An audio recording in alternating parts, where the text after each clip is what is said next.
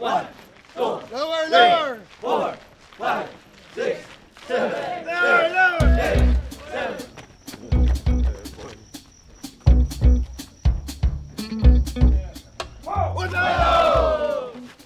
Sergeant, Basic Airborne Course Class 144-2025.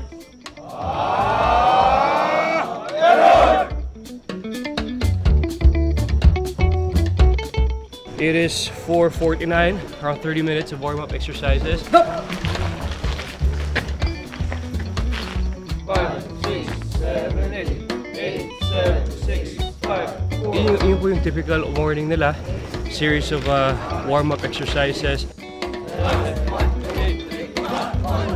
3, 2, 1. Ending off with push-ups to. 1, 2, 3, 4. The runs will get longer, exercises will get more difficult as days come. What's up, ladies? Is Julius gonna join? Basic mo ah.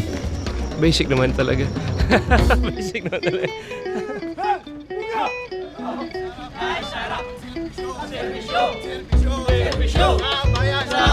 So ito yung point na ito to build the stamina, to build the cardiovascular for the whole duration of the training of 45 days.